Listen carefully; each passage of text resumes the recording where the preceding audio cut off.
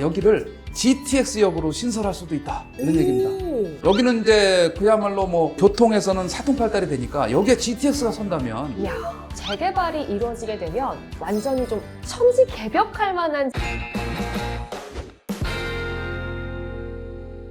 안녕하세요. 알아두면 돈 되는 재건축 재개발의 박혜수입니다. 오늘도 박하수 교수님 함께 할게요. 안녕하세요. 네, 안녕하십니까. 네, 반갑습니다. 자, 이번 시간에도 역시나 돈 부르는 정보 아낌없이 우리 교수님께서 풀어주실 테니까요. 끝까지 여러분 집중해주세요. 자, 저번 화에 이어서 오늘은 방화 뉴타운 신속통합기획 선정 지역들 중에서 관심 가져볼 만한 지역 이야기 나눠보겠습니다. 교수님, 준비되셨죠? 그럼요, 얼마든지요. 바로 좋습니다. 시작할까요? 좋습니다. 자, 그럼 교수님께 첫 번째 질문 바로 드려볼게요. 우리가 방화 뉴타운 네. 꼭 알아야 할 포인트 좀 짚어주실까요? 전체적으로 방화 뉴타운 자체가 우리가 서울에서 몇 남지 않은 뉴타운 중에 우리가 이제 앞으로 해야 될 거여 마천 뉴타운이 있고 네. 그 다음에 이쪽 서쪽에는 방화 뉴타운이라는 알짜가 있어요. 이게 사람들이 잘 모르는데 네. 여기만큼 또 괜찮은 데도 없다는 거죠. 그렇군요. 물론 이제 여의도권까지는 충분히 출퇴근이 가능한, 물론 이제 도심까지도, 그리고 이제 9호선 통해서 강남을 접근한다든가. 네. 그 다음에 이제 배후가 김포공항이 있고, 그리고 마곡지구가 있기 때문에, 나름대로는 여기가 이제 평지에서 쭉 개발이 된다면 관심을 가져도 될 만한 그런 알짜 지역이라고 할 수 있는 게 방화 뉴타운 되겠습니다. 그렇군요. 굉장히 네. 알짜 지역 우리가 방화 뉴타운까지 정리를 해봤는데요.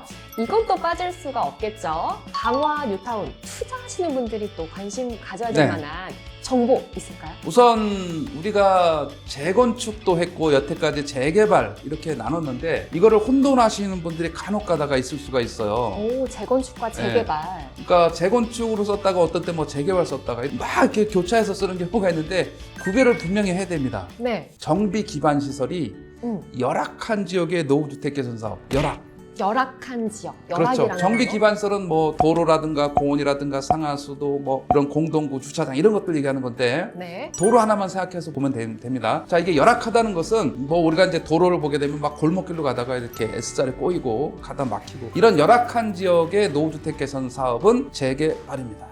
열악한 지역은 재개발에 가깝군요. 그렇습니다. 이런 네. 지역들은 이제 기반시설을 개선하면서 우리가 노후주택 정비까지 같이 하는 이런 네. 개념이라고 보시면 돼요. 그렇군요. 그만큼 이제 정비 기반 시설을 확충하니까 공공성의 가치를 부여해서 오. 여기는 재건축에 비해서 규제가 덜하다. 그래서 좀 완화된 그런 상태가 재개발이다.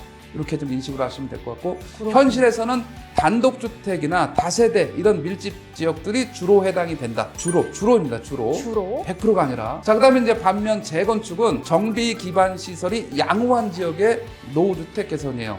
양호한. 그러니까 도로라든가 이런 것들이 바둑판처럼 잘 돼 있다. 그럼 재건축이죠. 주로 어디입니까? 좀 오래된 아파트, 연립주택이라든가 오. 이런 데들은 이제 재건축 사업으로 진행이 돼요. 그러니까 정비 기반 시설이 양호하니까 추가적인 그런 것들이 좀 없고 아파트만 지으면 된다는 생각 때문에 오호. 여기는 다소 투자성이 개인의 이익이 많다는 전제하에 네. 여기에는 뭐가 있습니까? 좀 규제가- 재건축 초과이익 환수제라는 아하. 개발이익을 환수하는 장치가 있어서 오. 어떤 면에서는 재개발에 비해서 불리할 수 있는 재건축 아파트가 되겠습니다. 자, 그런데 네. 우리 방화 뉴타운은 단독주택 지역 위주로 형성이 되어 있지만 기반시설이 양호한 도로가 잘 체계적으로 정비된 지역이어서 재건축으로 갑니다. 아, 재개발이 아닌 그렇죠. 재건축으로 분류가 되는군요. 그리고 또 두 번째 방금 언급한 재건축 초과이익 환수제, 재건축 부담금을 내야 될 수 있는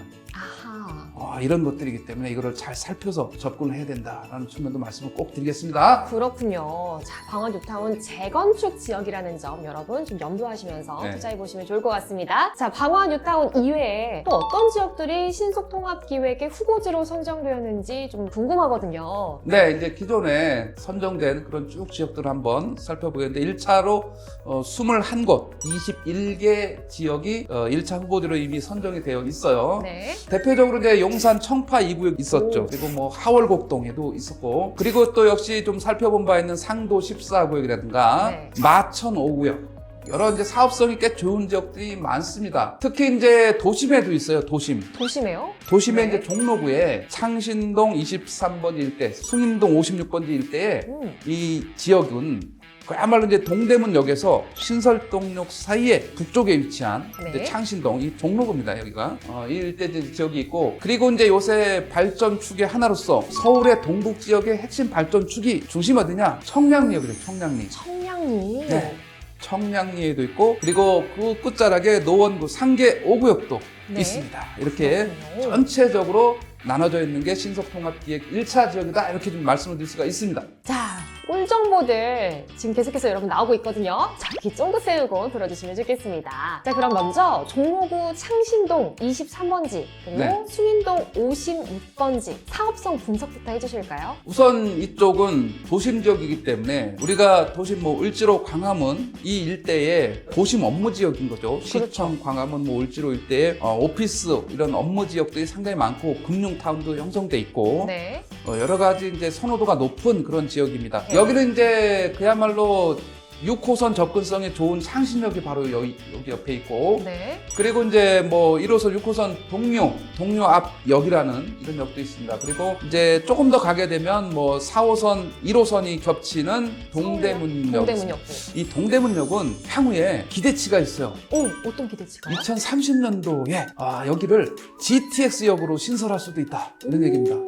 지금 이제 GTX B 노선은 인천 송도에서 쭉 출발해서 서울에 들어오게 되면 신도림, 여의도, 용산, 서울역 다음 역이 청량리역이에요. 네. 근데 그 사이에 뭔가 좀 아쉽지 않습니까? 조금 거리가 있네요. 거리가 있죠. 그래서 여기에 동대문역을 신설해달라는 요청을 서울시에서 하고 있다. 그리고 이제 동대문에는 조금 더 확대를 시키면 네. 청계천변으로 전통의 이제 상가들이 많이 있어요. 그렇죠. 여기에 이제 우리가 또 하나의 시설이죠. 디자인 플라자.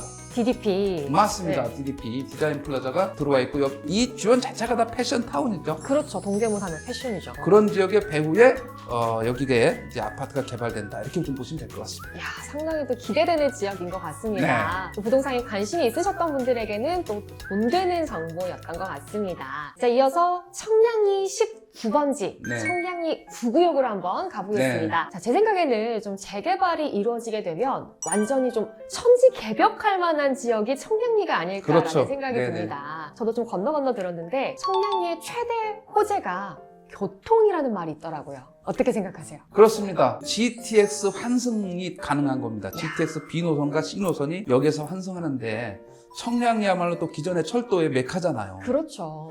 어찌 보면 서울역, 용산역 다음에 청량리역인 거예요. 그래서 동북 지역, 서울의 동북 지역의 철도의 중심이다, 이렇게 좀 보시면 될 것 같고, 여기에 이제 분당선이 왕십리에서 청량리까지 연결이 돼 있는데, 오. 지금 이 순간에는 1시간에 한 대이기 때문에 네. 효용 가치가 떨어지는데, 앞으로는 이제 그 예산까지 받아서 여기도 이제 왔다 갔다 자주 하는 이런 자리가 되고, 오. 그리고 향후에 이제 기대치가 있는 것은 역시 확정은 아니지만, 우리가 지금 그 SRT 있지 않습니까? 수서에서 이제 삼성역까지 오게 되는데, 이게 다시 한번 청량리까지 요청하고 있어요. 왜냐하면 오. 우리가 청량리에서는 남쪽으로 가는 경부선, 뭐 호남선, 전라선 이런 그 SRT가 가는 이 노선이 이쪽 동북에는 없단 말이죠, 출발지가. 그렇죠. 그래서 이거를 쭉 당겨오게 되면 청량리가 딱 그렇게 좋은 자리가 된다라고 볼 수가 있어서, 역시 이제 전국 철도 네트워크를 갖게 되는 거죠, 그렇게 되면. 그리고 이제 청량리는 청춘열차를 혹시 아시는지 모르겠습니다. 자, 청춘열차가 이제는 더 길게 속초까지 연장이 됩니다. 27년에 개통되게 되면